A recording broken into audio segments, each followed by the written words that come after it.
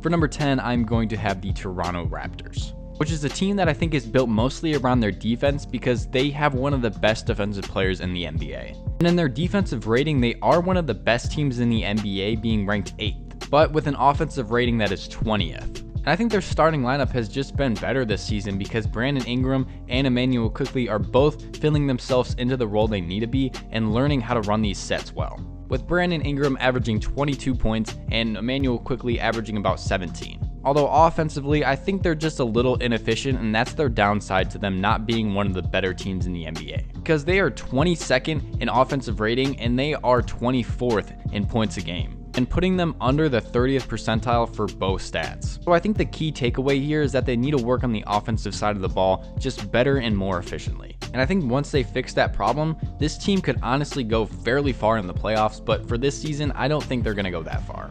Double team. Started hooping for real yet.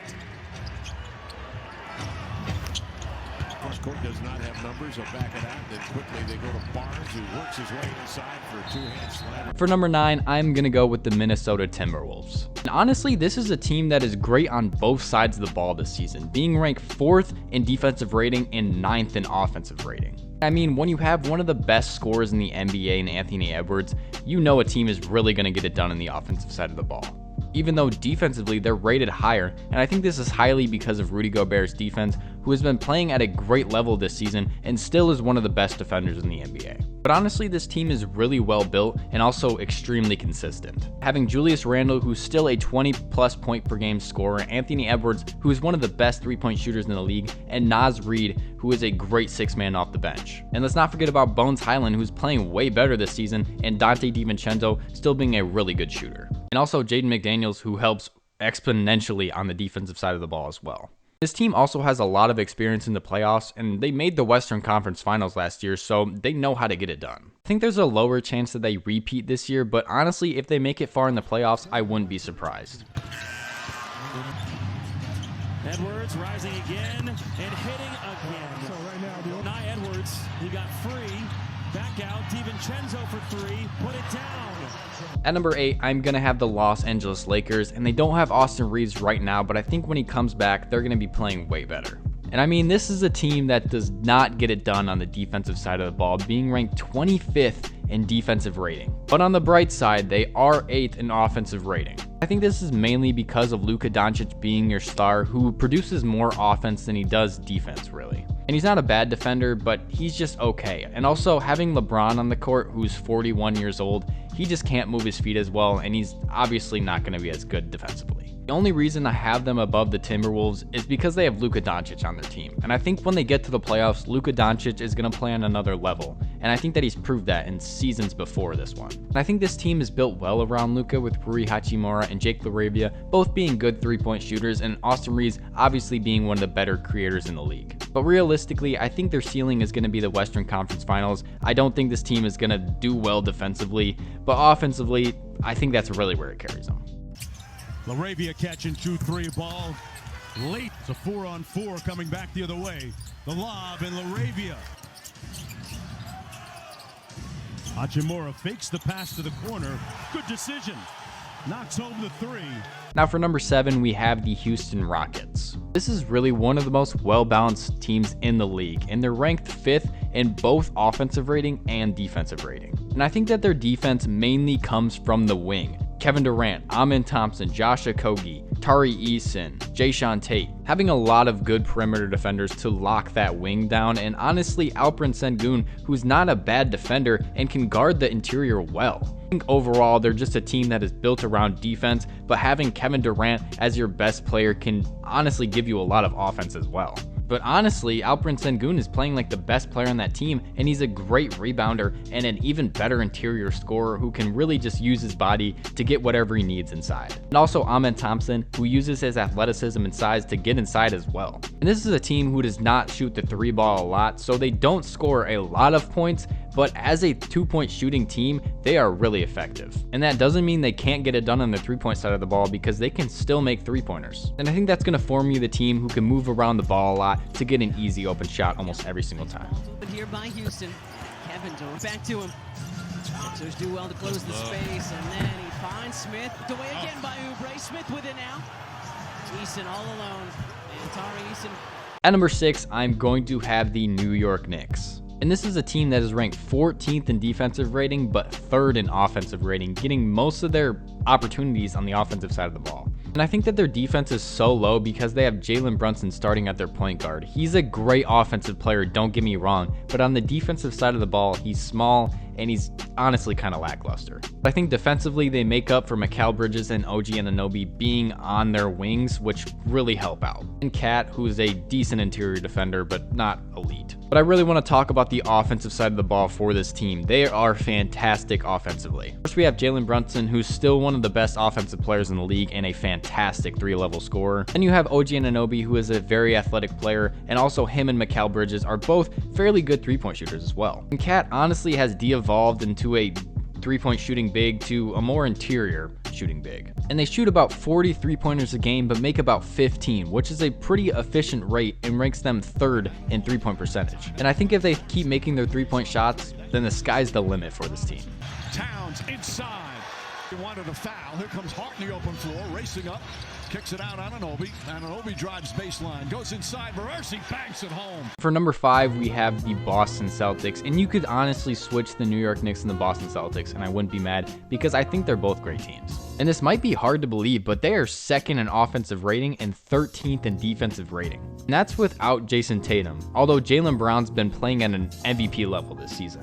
And I think they're so highly rated on the offensive side of the ball because they attempt so many 3-pointers, shooting about 42 3-pointers per game and making about 16 of them, which puts them at about an average of 37% per game. And I mean, we already knew this, that they were a very high rate 3-point shooting team, but it's honestly just gotten better over the years because they built around it, having players like Derek White, Peyton Pritchard, Sam Hauser, and obviously Jaylen Brown, who are all fairly good 3-point shooters. And this team has exceeded expectations easily because without Jason Tatum, they are still producing at a high offensive rate. Although I think their depth is a tiny bit questionable, I think they fleshed out their players to be in even better roles like Jordan Walsh this year, who's been in a defensive role. And hopefully other players can live up to their potential like Anthony Simons. Will not be shy.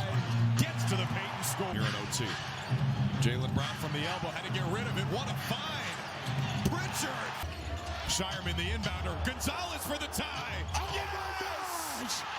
Ugo. For number 4, we have the San Antonio Spurs, a team that is ranked 3rd in defensive rating but 10th in offensive rating. Obviously, when you have the best defender in the league, you're going to be highly rated on the defensive side of the ball. Along with Victor Wembanyama, this team is also very disciplined defensively. And I think that Stephon Castle is a great example of this because he is a player that can get it done on the perimeter defensive side of the ball. But I also think that De'Aaron Fox, Devin Vassell, Lou Cornette, and Keldon Johnson are all pretty good defenders as well.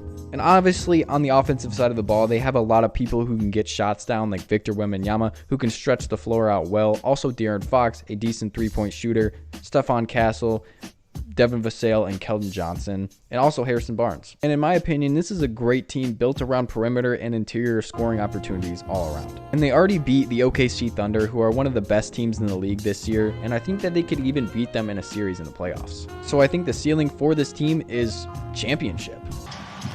Harper on the drive and the jam for the rookie. Again, he gets it going.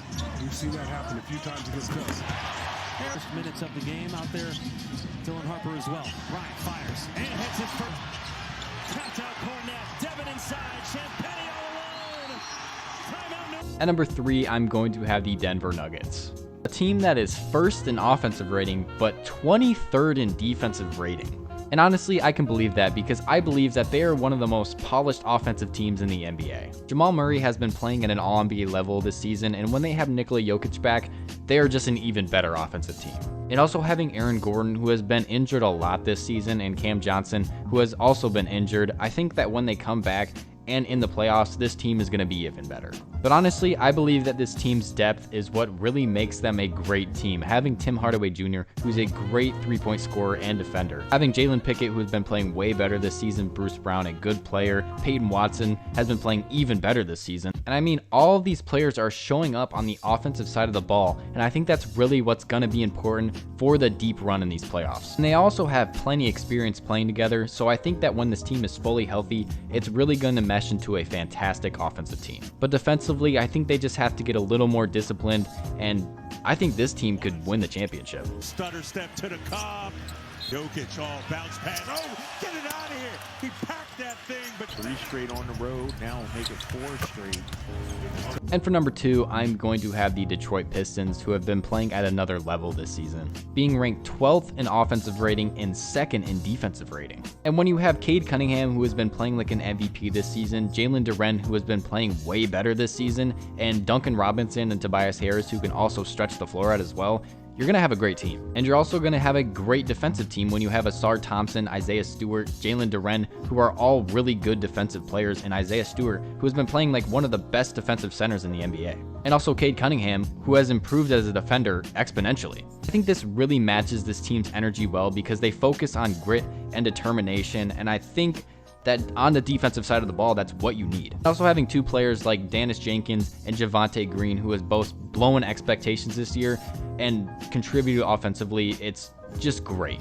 I think this team is far and away the best team in the East right now, and their depth is really what shows that. Having athletic and good defensive and offensive players that just win games. And how about the 6 time for the Pels? 3 ball, you got it. And on the run out, same guy. Ron Holland.